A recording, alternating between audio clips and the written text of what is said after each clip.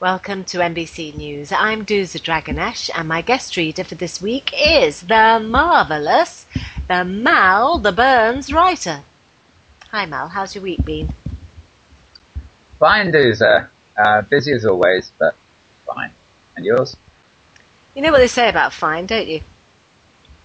It's effing insecure, neurotic and emotional. Yeah. Afghanistan has had most of the news headlines this week. Well, all things Afghani. Angela Merkel of Germany regretted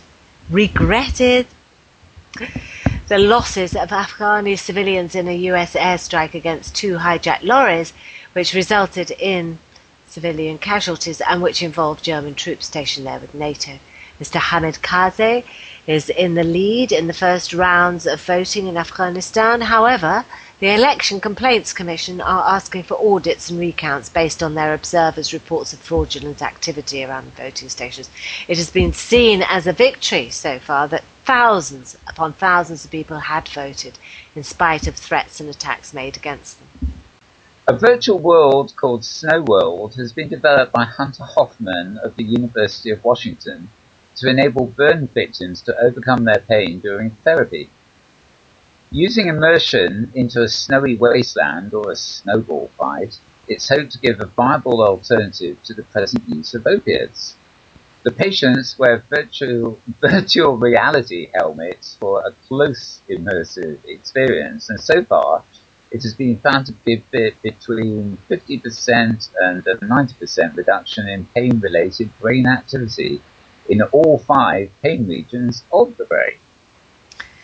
And the Beatles are back, if indeed they ever went away. But now all those air guitar moments to Beatles music can take a more substantial form in the form of rock band featuring the music and likenesses of the Beatles, and coinciding with the release of the digitally remastered Beatles catalogue.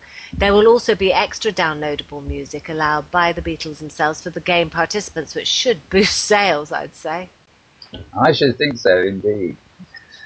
International Fashion Day was a smashing success with 24 amazing hours of non-stop, you guessed it, fashion. Coordinated by Glance International Agency and sponsored by RL fashion website prcouture.com, the fashion event, which featured 24 of Second Life's best designers along with 24 fashion shows, brought in sim-traffic numbers of over 43,000 in the first half of the event, and then 62,000 for the second half of the event. That's enormous. It's colossal, yes. Those that attended were introduced to outfits not yet released publicly, new fall collections, latest releases, and exclusive goodie bags. This event was no less than groundbreaking, and so if you missed it, International Fashion Day, Glance has the official shopping list posted on their website, and it includes slurs, to all featured designers and sponsors. The address is http://www.glance-international, or one word, .com. I love it when you say that. And now for these messages.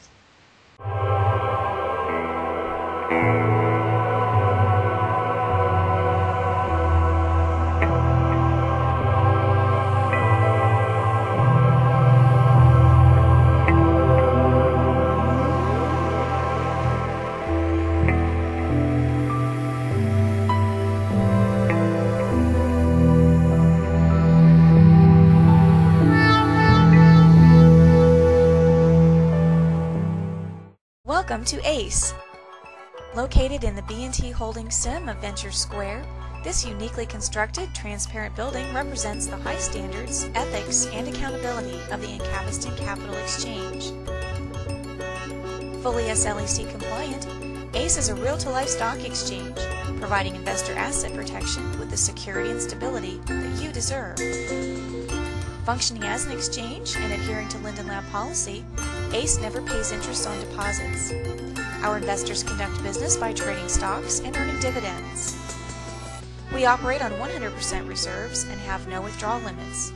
Top-notch ATMs and Emerald graphical displays are also available for our customers. At ACE, we trust you to decide how to invest your money. So put your trust in us.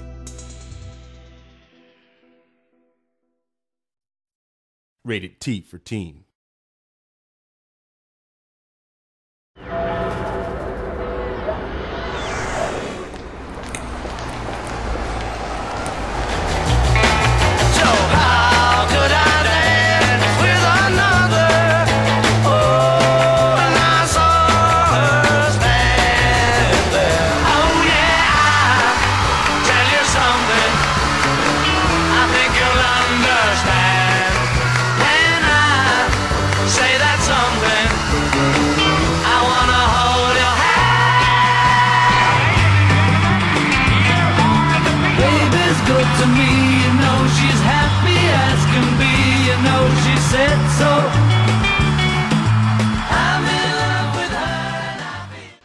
And welcome back. Now, a message has been going all around Second Life in the last few hours saying that Jennifer Martinek of Second Life is missing in RL. This message has been met with many different reactions, from concerned about Jennifer to concerned about scams. Certainly at the moment there is nothing about Ms. Martinek's profile that points to anything very much. However, whether this is a scam or not, the very possibility that the community of Second Life could be effective in finding missing persons is a heady one, and MBC visited Remora 202-16121 and the Garden for the Missing, where the stories of missing people are posted together with notices and reels of their lives. Ronnie Rhodes runs the site and maintains it with proceeds from her shops. Around 200 persons are posted or represented at the Garden for the Missing. Well, if you think you're a virtual world addict, you can now pay $14,000 to get rid of the habit. Or if you care. And that ain't Lyndon's. The Restart Clinic has developed a 45-day program to release players from the grasp of technological fascination. Apparently, having already offered the program on an outpatient basis, Restart now offers it as an inpatient treatment. I wonder if they have to lock the offices up. Get off that keyboard, Malbert. Leave it alone. For some public service announcements, MBC's Stream Scene has announced its Music Awards 2009. To vote for your favourite musician, you come to Metaverse Island and the Stream Scene voting booth and follow the instructions, which are simple. I can follow them. You can add your favourite musician to the website and see who comes out tops. You can also have your very own copy of the voting booth and place it on your land and encourage your friends to vote. Have you got one now? Indeed I have. I've got 3. I'll tackle one of them shortly. I'm going to bother with the other 2, but I can raise them wherever, can't I? Give them away to your friends. That grand old hobo, Tinkerer Melville, is collecting a gathering, a library almost, of people, places, and things. And if you're nice to him, he may add you on request. Do go and check out his blog at http://Rezzable, that's rezzable.com/blog/Tinkerer-Melville/library-places. I think Thinker is collecting it partly for Rockcliffe University. I think they've started off a sort of doomsday book of people, places and things. And lastly, but not leastly, all our sympathies go out to the Fairchang family for the loss of their beautiful Garth Fairchang, a very kind and popular person.